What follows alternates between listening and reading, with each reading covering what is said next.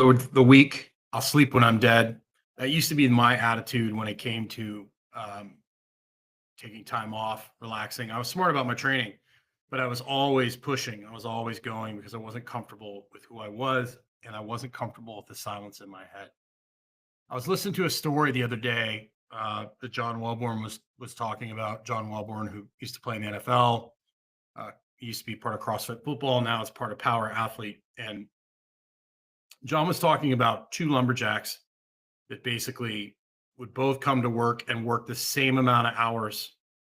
And one would go home at midpoint in the day. And that person that went home and took a break always would end up cutting more wood, even though he worked less hours. He worked 1 hour less. And finally, the one lumberjack who worked the entire day straight through said to the other lumberjack, "Hey, like, what's going on here?" And by the way, if you were wondering what the smoke is that's coming by me here, um, rainy season equals mosquitoes, and so I got the little mosquito coils that are burning over here. So that's what that is. So basically, the lumberjack who went home for an hour, he's like, I just go home and sharpen my axe. So he basically sharpened his axe so he could cut more wood, and that's the mindset you need to have when it comes to recovery, when it comes to rest. Rest is sharpening your axe so you can do more when you need to. You can survive emergencies. You can push.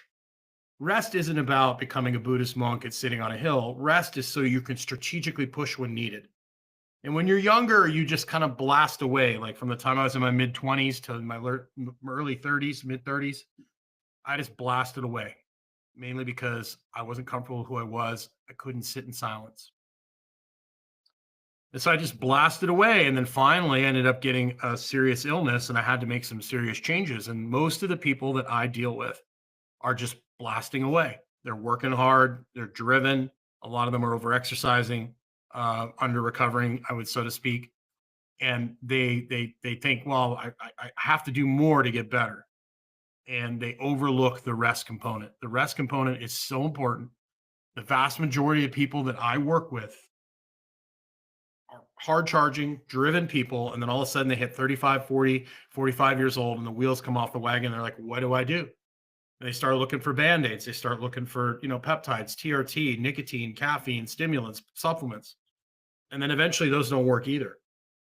And then, we have to get back to the basics, the 5 fundamentals. So if people would think about, and a lot of times people have to crash and burn in order to learn. I've done that multiple times. But most of the people I work with, it's changing their mindset of like, okay, the rest is so you can continue to work at a high level.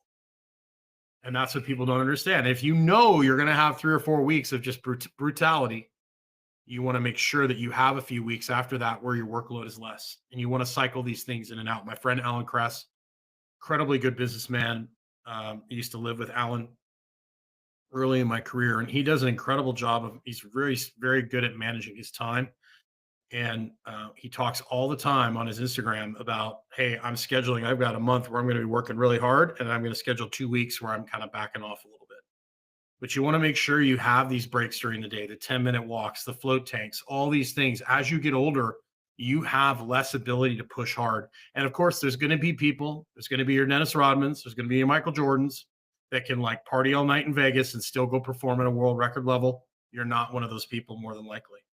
And you have to be strategic. You have to be smart about your effort, and you have to pace yourself. If you're one of those outliers, great. But even those guys eventually have to pay the piper as they get older.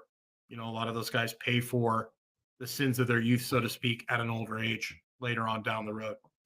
So a lot of that is like, how do I want to age gracefully? Do I want to work at, 75, 85, 90% capacity for short periods of time and then rest and continue that over decades? Or do I want to go 105, 110, maybe for a decade or 5 years, or some guys get away with it. Some rock stars and stuff, they push it full blast forever and ever, but they also have different, there's so many, the human condition is so amazing. Like there's social connection. Like you can do some really dumb things if you have good social connection. If you, say you work really hard for a few months and then the rest of the time you're totally relaxed, you don't have money stress, you have good relationship. A lot of these things can counterbalance things out. Like you've got a horrible thing over here, but this makes up for it, or you've got great genetics, which really helps. But overall, you want to be thinking about, hey, am I sharpening my axe today? Is there a way I can be more efficient about this? Right? What can I do to make things more efficient? What can I do to be more selective about intensity? And instead of looking at rest as this like thing for the weak, look at it as something for the smart. It's something that the smart do so that they can push in an emergency or they can get the job done when they need to, and efficiency wins in the end. If you can do the job quicker, more efficiently, if you have a sharp axe versus a dull axe or a baseball bat versus an axe, you want to pick the best tool for the job, right? you know, a BB gun versus a tank versus a shoulder rocket repelled, like a shoulder launched missile. You want to pick the shoulder launched missile. Like, you can shoot the tank a million times with the BB gun. It's not going to get the job done. So you want to make sure you pick the right tool for the job, and you want to make sure that you're prepared for what your demands you're putting on the body, and the sleep, the getting outside part of it. The five fundamentals: get outside multiple times a day, get the lights off at night, eat a protein at every meal, drink high quality water, preferably spring water. The social connection, that foundation is what's missing in most people's lifestyle and regimen.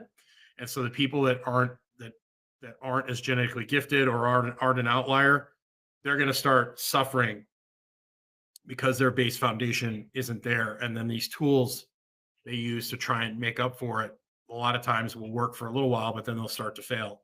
And that's usually when they end up seeing somebody like myself, or some other practitioner, and hopefully, instead of a supplement or a quick fix, it's like, hey man, you've got to learn how to, like, maybe you need to learn how to walk outside a little more. Maybe we need to do some float tank. Maybe we need to learn how to slow your breathing down, breathe through your nose. We need to build that foundation of wellness. Maybe you need to cut back on the high intensity workouts. Maybe you need more walking. So that's pretty much what it's all about. It's about figuring out what works best for you to help get you where you need to go and to get yourself in a good place. And that depends on your goals as well. If your goal is strictly performance, then it's just a matter of keeping the train on the track and hopefully doing enough to keep you healthy.